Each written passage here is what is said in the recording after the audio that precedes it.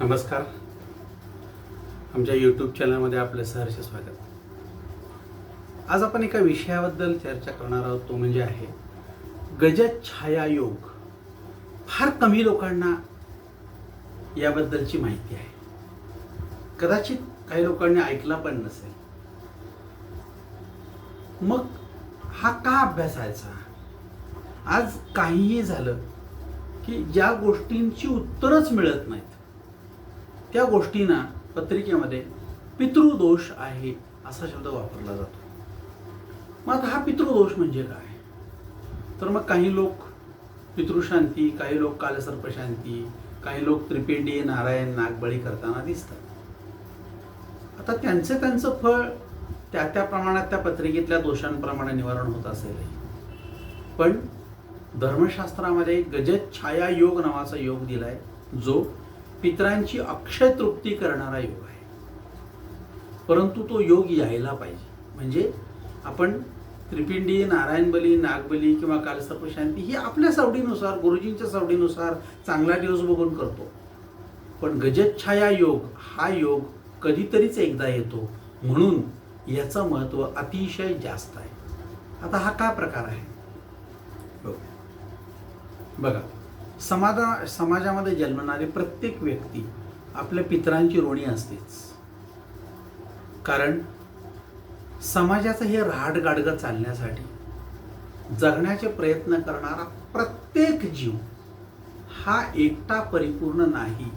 हा प्रत्येक गोष्टीत आपण लोकांच्या अवलंबून राहतो, म्हणून तो समाजप्रिय आहे.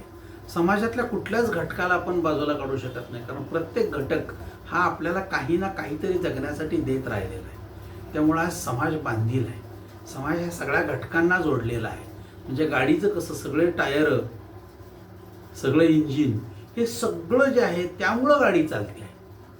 त्यामुळे कुठल्या एकानं म्हणू नये की त्याच्याशिवाय माझं जमणार नाही, किंवा कुणी म्हणू नये की तुझ्या तिसऱ्या टायर, चौथ्या टायरशिवाय माझी गाडी चालणार नाही आहे. म्हणजे हा तसा समाजाचा प्रकार. मग समाजप्रियता हा गुणधर्म आपण स्वीकारला, याचं कारण ते आहे समाजातील चालीरीती तो पाळतो. यामध्ये गृहस्थाश्रम हा जगण्याचा आधार असतो. पण ज्या घरात तो जन्मला, त्यामुळं त्या जगणाऱ्या जीवाला, मग तो स्त्री असेल पुरुष असेल, त्याला नाव मिळालं, आई वडील मिळाले, एक आडनाव मिळालं, त्यांच्यासोबत असणारे सगळे सोयरे मिळाले, त्यामुळे एक विशिष्ट जात मिळाली, एक विशिष्ट धर्म मिळाला. ह्या गोष्टी काहीही न प्रयत्न करता त्याला मिळतात. मग घर आणि बांधव यांच्यात तो मोठा होतो. त्यांचे संस्कार त्याच्यावर बऱ्या वाईट प्रमाणात होतात. काही प्रमाणात तो समाजात राहतो, समाजाचे संस्कार त्याच्यावर होतात. आता ते स्वीकारायचे किती आणि कोणते स्वीकारायचे हा त्या वैयक्तिक व्यक्तीचा प्रश्न आहे. काही वेळेला चांगले स्वीकारतो, काही वेळेला वाईट स्वीकारतो. जशी या कुटुंबात काही व्यक्तींच्या जन्माने नवीन भर पडते, तशीच काही व्यक्तींच्या मृत्यूमुळे कुटुंबातून काही व्यक्ती कमी होत जातात. म्हणजे कुटुंब काही व्यक्तींच्या जन्मामुळे वाढतं, काही व्यक्तींच्या मृत्यूमुळे पुन्हा कमी होतं आणि पुन्हा ते बॅलन्स व्हायला लागतं. असं जर बघितलं तर समुद्रासारखं आहे. प्रचंड मोठ्या नद्या पाणी आणतायत, समुद्रात भरपूर पाणी पडतंय, पण सूर्याच्या उष्णतेनं बरंचसं इव्हॅपोरेशन होऊन ढग तयार होतात आणि त्याची हवा तयार होते, गरम हवा तयार होते आणि ते पाणी कमी होत राहतं. पण बॅलन्स राहत आहे. ते कधी जास्त झालेलं नाही आहे, कुठं काय झालेलं नाही आहे. इकडून येत राहणार, तिकडून ते जात राहणार. तसं आपल्या घराचं आहे. घरामध्ये नवीन व्यक्तींचा जन्म होणार, काही व्यक्ती मृत्यू पावणार. आता हे जरी असलं तरी ज्या व्यक्तीचा मृत्यू होतो ती व्यक्ती काहीही नेत नाही, हे सगळं ठेवून जाते. मग त्यांनी जमवलेला आयुष्यभर जो सगळा ठेवा आहे, मग तो पैशाचा असेल, विचारांचा असेल, व्यवसायाचा असेल, जागेचा असेल, संपत्तीचा असेल, हा सगळा तो पुढच्या पिढीसाठी ठेवून जातो. मग आपल्याला प्रत्येक गोष्टीला हात लावा की त्यांची आठवण येते. मग ह्या आठवणीसाठी त्यांची कृतज्ञता म्हणून आपण श्राद्ध करतो. म्हणून धर्मशास्त्रामध्ये श्राद्ध नावाचा प्रकार आला. बरं, ती सक्तीची नाही आहे, तुम्ही केलंच पाहिजे असं तुमच्यावर बंधन नाही. पण एक कृतज्ञ आहोत म्हणून कृतज्ञता व्यक्त करायची असते. जी व्यक्ती कृतज्ञच नाही, तिच्याकडून कृतज्ञतेची अपेक्षा नाही. नियती त्याचा विचार करते आणि त्याला पुन्हा पुढचा जन्म कुठं टाकायचा याचा विचार करते. इतकं सगळं देऊन तू समाधानी नाहीस, पुढच्या जन्मी तू कंगाल घरातच जन्माला ये चल. या पद्धतीने त्याचे बरोबर परिणाम त्याला भोगावे लागतील, पण त्याला समजत नाहीये ते. मग पुढं काय? योग्य वेळ म्हणजे काय? बघा, गजच्छाया योगामध्ये या कृतज्ञता व्यक्त करण्याची अतिशय मोठी संधी दिलेली आहे. म्हणून हा योग काय आहे तर पितृदोष निवारण करण्याची एक अतिशय मोठी संधी आहे. आणि ती सारखी येत नाही, ती कधीतरी एकदाच येते. म्हणजे काय? दर महिन्याला रवी बदलतो. बघा, मकर संक्रांती दिवशी तो मकर राशीत जातो. त्याच्या पुढच्या 16 तारखेला पुन्हा तो कुंभ राशीत जाईल. त्याच्या पुढच्या 16 तारखेला पुन्हा तो मीन राशीत जाईल. दर महिन्याला रवी पुढच्या राशीमध्ये प्रवेश करतो. त्याला आपण म्हणतो की मकर संक्रांत. त्याची संक्रांत म्हणजे पुढच्या राशीत त्यानं प्रवेश केला. मग गोचरीने जेव्हा रवी हस्त नक्षत्रामध्ये प्रवेश करतो तेव्हा महालयाचा आरंभ होतो. आपल्याकडे महाळाचा महिना असा शब्द वापरला जातो. तो महालयाचा आरंभ कधी होतो? ज्या दिवशी रवी हा हस्त नक्षत्रात प्रवेश करेल त्या दिवशी महालयाचा आरंभ होतो. तेव्हा त्याला आपण पितृपंधरवडा असं म्हणतो. हा काळ कधी होतो? सार्वजनिक गणपती विसर्जन ज्या दिवशी होतं त्याच्या दुसऱ्या दिवशीपासून या गोष्टींना सुरुवात होते. हा महालय पुढे 2 महिने चालतो. म्हणजे 2 महिने 60 दिवस महालय चालतो. आपल्याकडे दिवाळी महालयात असते, दसरा महालयात असतो, देव बसवलेले असतात महालयात. परंतु आपल्याला माहीत नसल्यामुळे अज्ञानाने आपण म्हणतो नाही सगळं चांगलं आहे. नाही, सगळं महालयामध्येच आहे. महालय संपत नाही लगेच काही. परंतु सर्वपित्री अमावस्या झाली की आपण म्हणतो सगळं संपलं. नाही संपत. 2 महिने महालय. कॅलेंडर काढून बघा. ज्या दिवशी सूर्य हस्त नक्षत्रात प्रवेश करेल त्या दिवशी महालयाला आरंभ होतो. आणि दिवाळी संपल्यानंतर ज्या दिवशी 16 तारखेला किंवा 15 तारखेला त्या महिन्यातल्या ऑक्टोबर नोव्हेंबरच्या 16 तारखेला किंवा 15 तारखेला ज्या दिवशी सूर्य तिथून बाहेर पडेल तुळ राशीतून त्या दिवशी महालय आरंभ जसा शब्द असतो तसा महालय समाप्ती म्हणून शब्द आहे. 2 महिने महालय आहे. आणि आम्ही आपलं म्हणतो नाही ते माळाचा महिना. नाही, महाळवेळ सगळं उत्तम चांगलं, सगळं छान, सगळं दिवाळी महालयात आहे, दसरा महालयात आहे, त्यानंतर देव बसवतात सगळं महालयात आहे. काळजी करू नका, भिवू नका, डोक्याला त्रास करून घेऊ नका. मग आता प्रश्न आहे, पितृपंधरवडा सुरू होतो. हा काळ गणेश विसर्जनानंतरचा असतो. आपण त्या 15 दिवसात पुढे महालय करतो आणि मोकळं होतो. रवी वृश्चिक राशीत अनुराधा नक्षत्रात जाईपर्यंत तो असतो. म्हणजे दिवाळीनंतर तो 15 दिवसांनी साधारणपणे वृश्चिक राशीत जातो. तूळ राशीत जोपर्यंत तो आहे तोपर्यंत दिवाळी असते. मग प्रश्न असा येतो की यामध्ये सर्वपित्री अमावस्या नावाचा एक अमावस्या येते. बहुधा सगळेच त्या दिवशी पितरांचे स्मरण करतात. या दिवशी म्हणजे कधी? भाद्रपद कृष्ण पक्षातली अमावस्या. या दिवशी भाद्रपद कृष्ण पक्षातली अमावस्या म्हणजे काय? सर्वपित्री अमावस्या. मग हा गजच्छाया योग म्हणजे काय? दरवर्षी अमावस्या येते. दरवर्षी भाद्रपद कृष्ण पक्ष येतो त्या दिवशी अमावस्या येते. पण त्या दिवशी अमावस्येला चंद्र हस्त नक्षत्रात असला पाहिजे. त्या दिवशी हस्त नक्षत्र असलं पाहिजे. 27 नक्षत्रानंतर एक नक्षत्र त्या दिवशी असलं पाहिजे. असेल तसं नाही. या दिवशी नाही आलं तर पुढच्या वर्षी वाट बघायची. तो योग येण्यासाठी आपल्याला आयुष्यात वाट बघायला पाहिजे. आणि सगळ्यात वाईट आहे ते वाट बघायचं. म्हणजे काय? गजच्छाया योग असं म्हणतो. सर्वपित्री अमावस्या त्या दिवशी चंद्र हस्त नक्षत्रात असला पाहिजे. चंद्र आणि त्याच दिवशी रवी सुद्धा हस्त नक्षत्रात असला पाहिजे. चंद्र आणि रवी हस्त नक्षत्रात कधी असतात? नेहमी लक्षात ठेवायचं. चंद्र आणि सूर्य एकाच दिवशी म्हणजे अमावस्येला एका नक्षत्रात येतात. पण ते नक्षत्र हस्त पाहिजे. रवी हस्त नक्षत्रात असतो, महिनाभर असतो तो. परंतु चंद्र त्या दिवशी हस्त नक्षत्रात आला पाहिजे. त्या दिवशी आपण गजच्छाया योग असं म्हणतो. आणि त्या दिवशी केलेलं पितरांचं तर्पण, त्या दिवशी केलेलं सगळं काय जे पितरांचं कार्य हे अतिशय अक्षय. पुढे पितरांना काहीही करायची गरज असणार नाही. इतकं सुंदर त्याचं शतपटीनं फळ त्या माणसाला मिळतं. मग या दिवशी श्राद्ध कृत्य केली असता. आता त्याचेही प्रकार आहेत. साधं श्राद्ध करायचं आहे, फोटोला हार घालायचा आहे, टिकला लावायचा आहे, नैवेद्य दाखवायचा आहे, असा करणारा काय वर्ग आहे. त्या दिवशी जमलंच तर कोणाला तरी जेवायला बोलवावं, पितर म्हणून एक जोडा बोलवावा, त्यांना जेवायला द्यावं, असा एक वर्ग आहे. ते लोक मिळाले नाहीत तर ब्राह्मणाला बोलवावं, ब्राह्मण जेवेल का नाही माहीत नाही. मग समजा त्याच्याकडून काय ते कर्म करून घेतलं, सगळं आम्हाला माहीत नाही म्हणून आपण कर्म करतो. इलेक्ट्रिकचं काम आहे, आपल्याला जमतं तेवढं करतो, जेवढं आपल्याला जमणार नाही तेवढं इलेक्ट्रिशियन बोलवतो. तसंच आहे, आपल्याला ते कर्म जमणार नाही सगळ्यांना घ्यायचं, बोलवायचं, तर्पण करायचं, म्हणून ब्राह्मणाला बोलवलं जातं. म्हणून ब्राह्मणाकडून ते करून घ्यावं, अधिक चांगलं होतं, चुकत नाही, बाकी काही नाही. हा प्रकार जर केला तर आपल्या लक्षात येईल की हे सगळं करण्यासाठी माझं कर्म चांगलं असलं पाहिजे. माझं कर्म म्हणजे काय?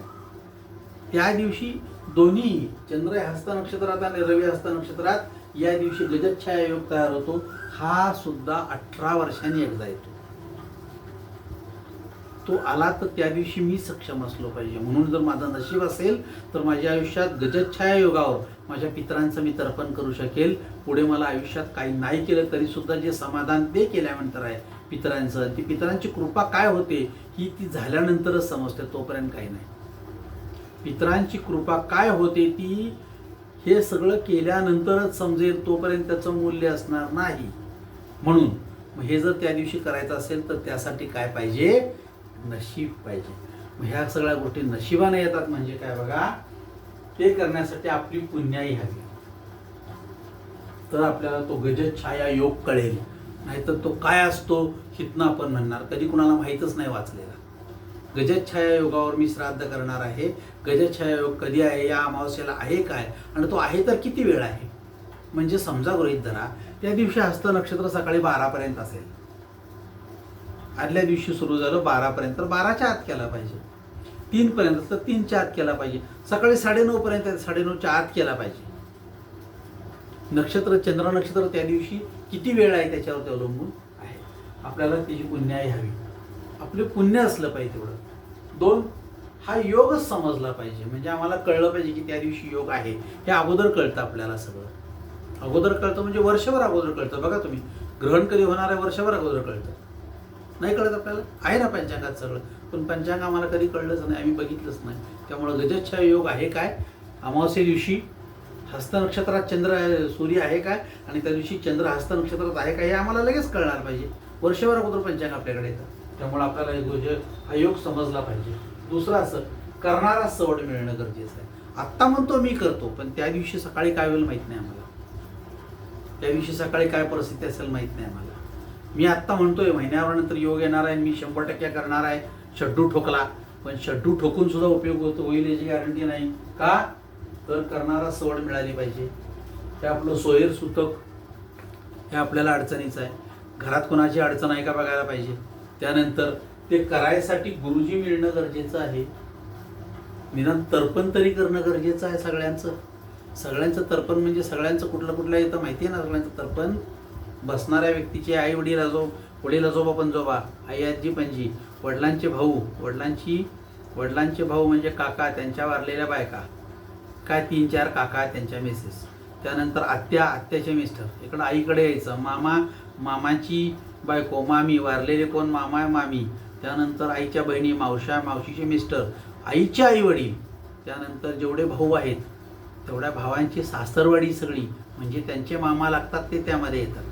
स्वतःच्या मुली दिल्या असतील तर त्यांचे सासरे वारले असतील तर ते सगळे, एवढ्यांचं तर्पण आहे सगळे. आणि जी लहान मुलं आमच्या घरामध्ये वारली त्या सगळ्या लहान मुलांचा आपण मृत्यूनंतर पुरलं जातं त्यांचं काहीच करत नाही आपण. फोटो नाही ना, अमका नाही तमका नाही, त्यांचं सगळं करायला पाहिजे. अपघातानं कोण वारलं असतं त्यांचं सगळं करायला पाहिजे. आत्महत्या कोणी केली असतं त्यांचं सगळं करायला पाहिजे. ह्या सगळ्यांचं किमान तर्पण करणं गरजेचं आहे ना. आपल्याला ते जमत नाही म्हणून गुरुजींची गरज आहे. म्हणून तिथं म्हणतो की छानपैकी गुरुजी मिळणं गरजेचं आहे. त्या दिवशी गुरुजी मिळाले. पिंडाला शिवायला आमच्या कावळा मिळाला पाहिजे की ठेवायला. कावळाच मिळत नाही, तुम्ही काय करू शकणार आहे. खूप लोकांची अवस्था अमावस्येला अशी आहे, कावळा मिळत नाही, गाय तोंड लावत नाही. गायीच्या पुढे एका वेळी पोट भरल्यानंतर 5-7 नैवेद्य ठेवले असतात, गाय हुंकत्याने निघून जाते आणि मग ती कुत्री खातात किंवा मांजरं खातात किंवा विस्कटून कचऱ्यात जातं सगळं. म्हणजे गाय सुद्धा तोंड लावत नाही. शेवटी पोट भरल्यावर काय करणार? गायी मिळत नाही, कावळा तर मिळणारच नाही अवघड आहे 12 नंतर. म्हणून 10 वेळा विचार करा. आमचं नशीब पाहिजे म्हणतो ते यासाठी कावळा मिळणं गरजेचं आहे. गुरुजी जेवले पाहिजेत. जेवतील त्याची गॅरंटी नाही. तुमचे संबंध चांगले असतील 100% जेवतील, नाहीतर गुरुजी न जेवता जातील. बघा, त्यांनी काही कारण सांगितलं, माझे उपवास आहे, संपलं. माझी प्रकृती बरोबर नाही, मला भूक नाही, मला अजून 2 कामं आहेत, संपला. जेवले पाहिजेत तुमच्याकडे गुरुजी. तुमचे संबंध कसे आहेत त्याच्यावर ते अवलंबून आहे. आपण जर आयुष्यभर त्यांना सारखे नावं ठेवत असू, त्यांच्या चुकाच काढत असू, त्यांच्या नावानं ठोकत असू, तर गुरुजी जेवण्याची शक्यता नाही. ते नशीबच पाहिजे हो, दुसरे काय. त्यानंतर त्यांनी शिदा दिला तर घेतला पाहिजे. शिदा पण न घेणारे लोक आहेत. नको मला तुमचा शिदा. का? अरे बापरे, तुमचा शिदा नेऊन कुठं टाकू? कारण ते शिदा कसला असेल? आमचा गुळ दिलेला, दारू वाळायला दिलाय का काय असला काळा पातळ झालेला. पीठ घरात नेलं तर त्याचं काय होत नाही, शिल्लक रळ टाकून दिले देतात. ते डाळी दिल्या तर शिजत नाहीत. बटाटे दिले आणि कापले 2 तर ते असे सुरकुत्या पडलेले असतात आणि कापल्यावर काळे निघतात आतमध्ये. अरे असलं तरी का देता? देऊ नका ना. का ते तुमच्याकडं मागायला बसलेत, आमच्या घरात उपाशी आहेत सगळे, द्या. एकतर देऊ नका. दिलं तर चांगलं द्या, दिलं तर चांगलं द्या, दिलं तर देऊ नका. का? देऊन सुद्धा तुम्ही परत त्याचं फळ तर चांगलं नाही, उलटे शिव्या खाणार. म्हणून देऊ नका. 10 वेळा विचार करा. त्यामुळे ह्या सगळ्यांचं जर चांगलं फळ पाहिजे असेल आणि करणाऱ्याला समाधान पाहिजे असेल तर त्या व्यक्तीला काय पाहिजे? आपल्याला योग्य दक्षिणा द्यायला पाहिजे. तो कुठनं आला, कुठपर्यंत आला? नाही, आम्ही 40 वर्ष झाले करतो आणि अजून 11 रुपये देतो. त्या माणसाला ते जाणं येणं परवडलं पाहिजे. त्या महागाईला, गाडीला, लक्षामध्ये तासभर तू सगळं करून जा व्यवस्थित. 10 रुपये देतो, 5 रुपये नाही. यथायोग्य मूल्य करायला शिका प्रत्येक गोष्टीत. पंपावर गेलो, पेट्रोल भरताना विचारतो का? त्यानं सांगत तेवढं देतो. डीमार्टला गेला, किती बिल झालं? एवढं गप देतो. तिथं म्हणतो का बसा अमकाय तमकाय? नाही. मग फक्त रडायचं कुठं? तर गुरुजींजवळ. का असं न्याय द्यायचाच नाही का? आयुष्यात तुम्हाला या गोष्टी समजल्या पाहिजेत. बघा, तुम्ही कुठेही जावा, अगदी तुम्ही मुलांना कुठेतरी एंटरटेनमेंट म्हणून बागेत न्या, तिथं काय खायला घ्या, की किती म्हणतात केवढ्याला तो बिरबिरा 20 रुपये. गप कान कापल्यागत आपण नेऊन देतो तिथं पैसे. म्हणतो का काय तिथं? नाही. मग इथं गुरुजींनाच पिळायचं का ठरलंय? का वॉशिंग मशीन आणलंय घरात? नाही. समजून घ्या. थोडे पैसे जास्त मागणारे गुरुजी असतील तर जरा विनंती करून आपण त्यांना कमी घेऊ शकतो. पण अगदीच त्याला पिळूनच काढायचा असं जर प्रकार. आजही 51 रुपये देणारे सत्यनारायण माणसं आहेत. कसा तो सत्यनारायण केलं? दिवसात 20 सत्यनारायण केलं तर तो विष्णू किती वेळा आंघोळ करून जाणार आहे आमच्यातला? असं का करता? त्याला जाणं येणं, उद्या येणं परवडलं पाहिजे. थोडासा विचार करा. आणि आपण सगळ्या गोष्टी समाजातल्या स्वीकारतो तशा ही एक संस्था स्वीकारा की टिकली पाहिजे. बरोबर? म्हणून प्रयत्न करा. गजच्छाया योगावर जर तुम्ही हे श्राद्ध देखील तुमच्या पितृदोषाची निवारणाची संधी तुम्हाला मिळते आणि आयुष्यात एकदाच तो योग येणार आहे, पुन्हा येणार नाही. आलाच तर पुन्हा श्राद्ध नाही केलं तरी चालेल, पण त्या योगावर श्राद्ध केलं तर सगळे तुमचे पितर अतिशय समाधानानं तुम्हाला चांगला आशीर्वाद देतील. प्रयत्न करा. हा योग येतो माहीत असला पाहिजे. या योगावर तुमच्या हातून या सगळ्या गोष्टी घडो. तुमच्या हातून या योगावरती अन्नदान घडो. तुमच्या हातून या योगावरती दानधर्म घडो. तुमच्या हातून या योगावरती पितरांचं तर्पण घडो. पिंडांचं काम हो आणि त्या सगळ्यांना कावळा मिळो आणि ब्राह्मण मिळो आणि ह्या सगळ्या गोष्टींचं तुम्हाला अक्षय फळ मिळो अशी प्रार्थना करतो आणि गजच्छाया योग याची माहिती थांबवतो. जर आवडलं लाईक करा, सबस्क्राईब करा, शेअर करा. नाही तर थांबू शकता तुम्ही. पण तुमचं आयुष्य सुंदर व्हावं यासाठी मी माझे प्रयत्न चालूच ठेवेन.